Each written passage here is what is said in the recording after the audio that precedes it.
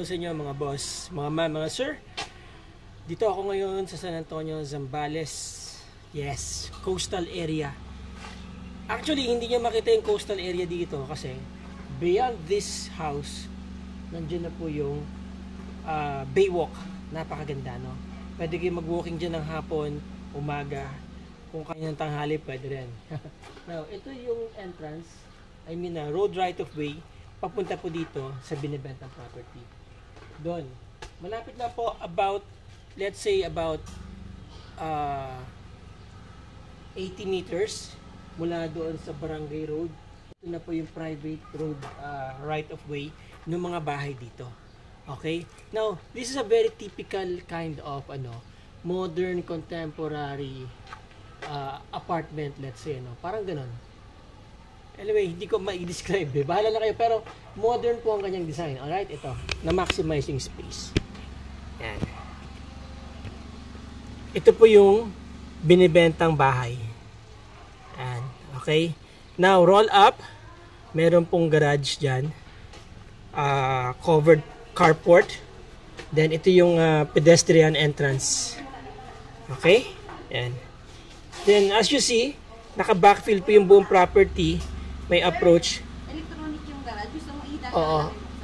Oo, sige. Ayan. Sabi ni Ma'am Emeline, bubuksan doon niya yung garage. Aber nga. Ano ba? Ayan. So, ayan. Electronic po yung roll up. Diba? Ayan o.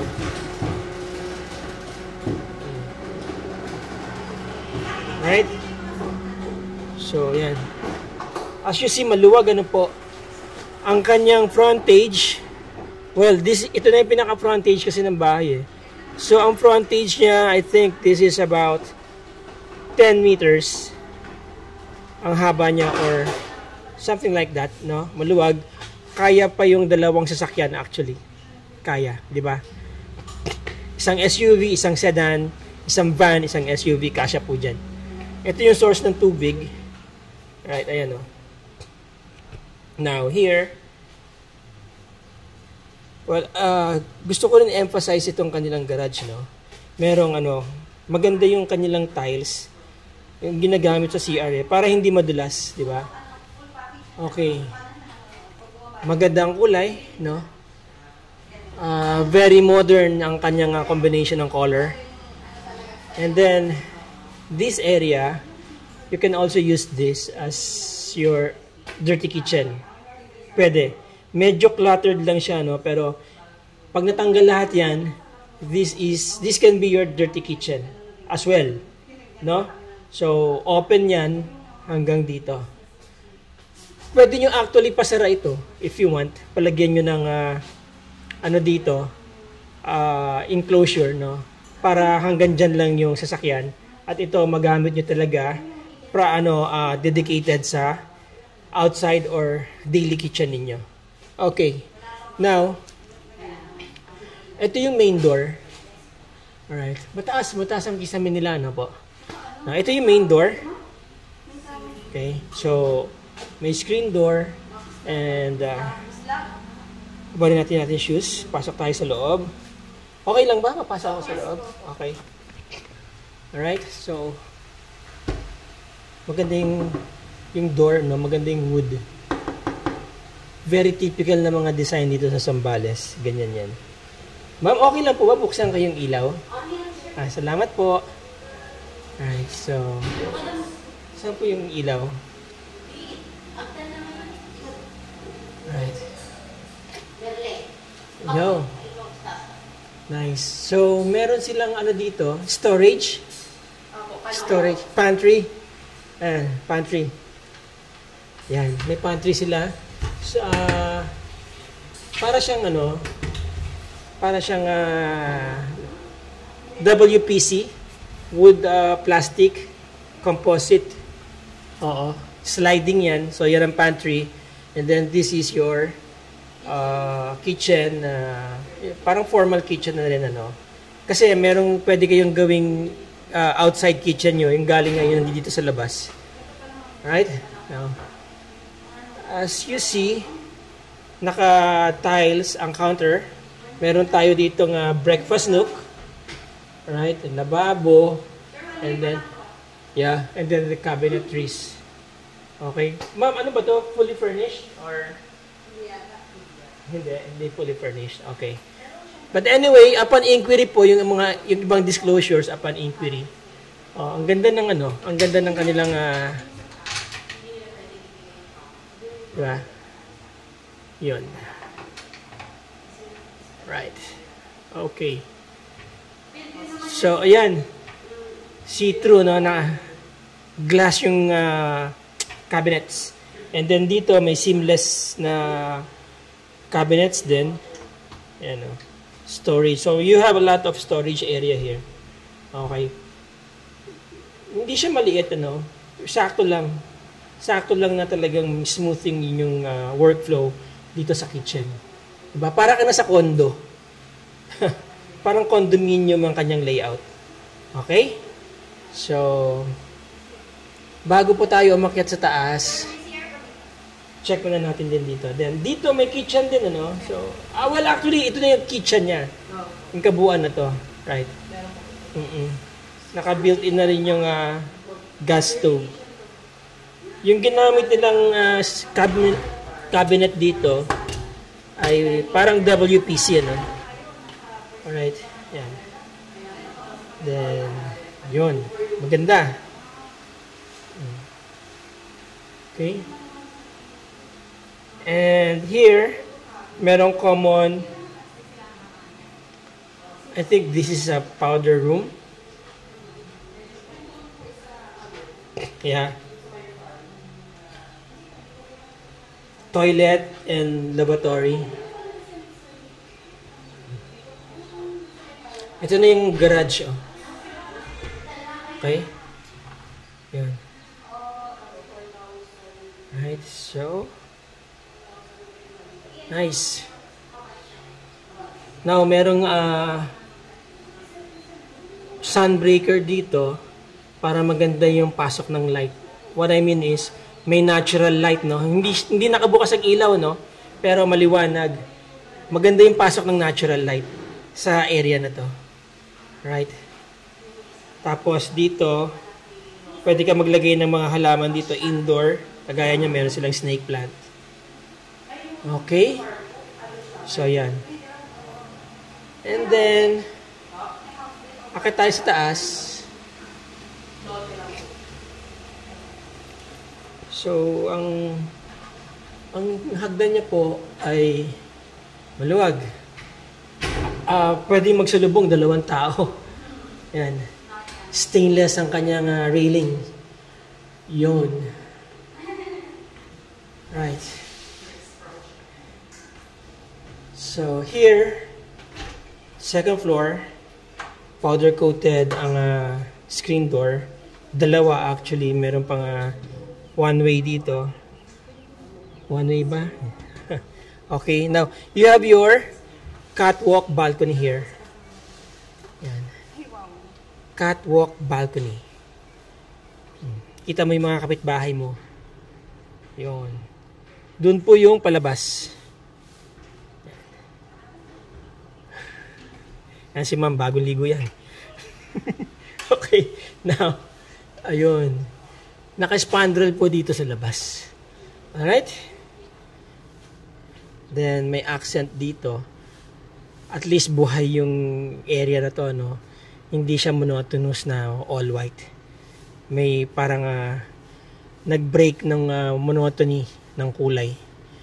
Alright, so maganda po ang design, ano? Modern. Now, this is the living area. Wow. Yan yung kanilang kisame.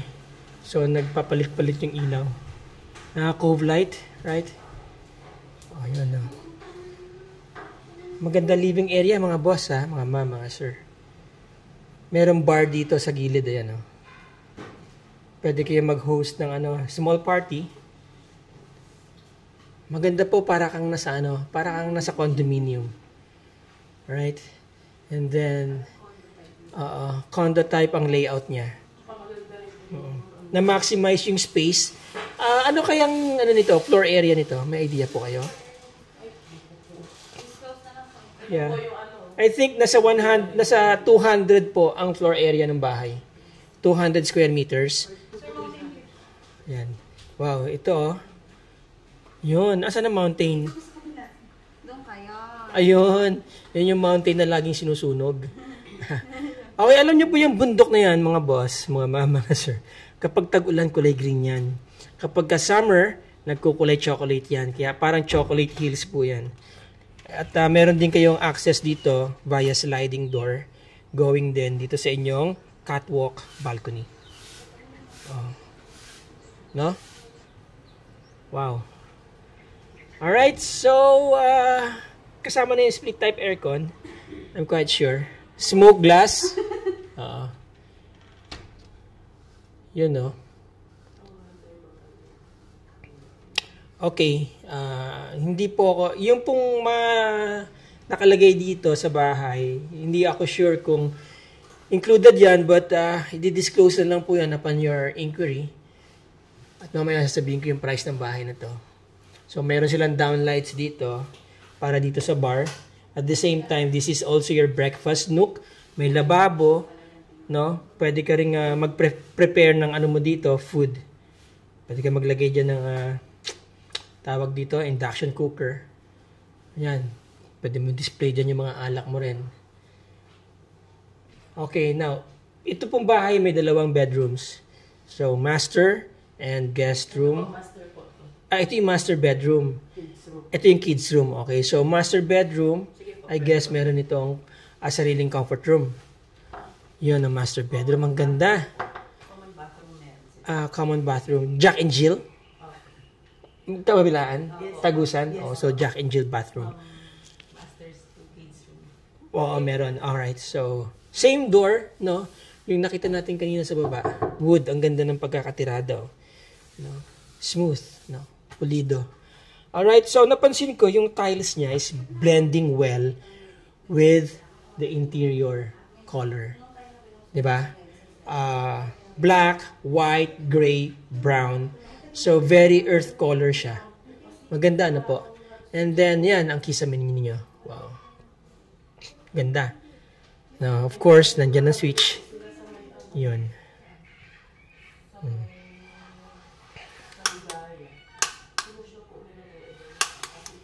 Yan. So, pwede nyo i-adjust yung, yung ilaw niyan. Uulit-ulitin nyo lang yung pag-turn on and off nyo. Yan, o. Yan. Diba? Okay? Yan. So, nag-a-adjust siya kapag kinukuting-ting nyo to. Yan.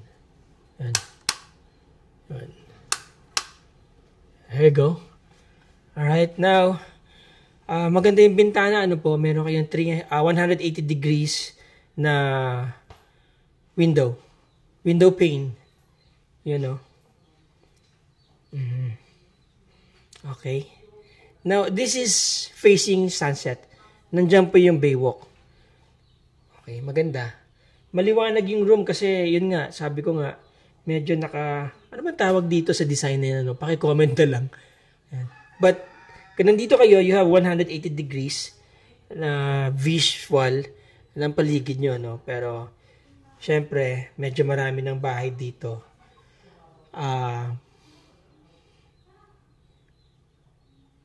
Maganda talaga yung pasok ng natural light. Alright? So, ayan. Ito po yung master bedroom. Okay, may built-in cabinet made of aluminum, powder coated, and then meron kang doon, may mirror din doon sa gilid, no? At yun. Tapos, this is a Jack and Jill toilet and bathroom. 2 po pintuan ito. Tagos doon sa kids room yung isang door. Ito. Okay? Yan. Tapos, enclosed ang shower area. Right? Maliit lang ang bathroom, no? Ang toilet and bathroom. But, you have enough space to move, of course. Frosted glass. Sliding.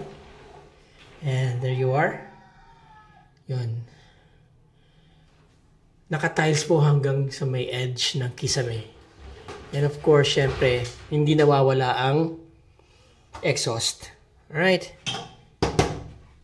Made of aluminum or yeah, I think this is aluminum. Dito po dagat na po. Okay, so dyan po yung dagat. Yan. May cabinet din dito sa ilalim mo, mga boss. Yan. Meron din storage area dyan. Alright. So, nice. Split type aircon. Split type aircon. Naka-aircon din tong kwarto na to, no? Opo. Yun. Yan. So, there you go. Ito tayo sa selling price. Sino ba pwede kong tanongin sa selling price? Alright, there you go mga boss, mga ma'am, mga sir. Nakita nyo naman maganda ang design ng bahay. Ano po?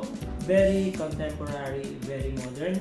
Maganda yung blending ng wood accent dun sa kulay ng bahay. Very, very earthly color. Okay?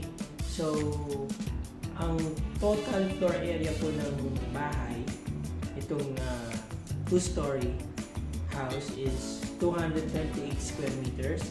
Located po siya sa, let's say, pagpalagay na natin prime spot dito sa San Antonio, Zambales. Along coastal area, napakalapit ng Baywalk, napakalapit ng mga resorts.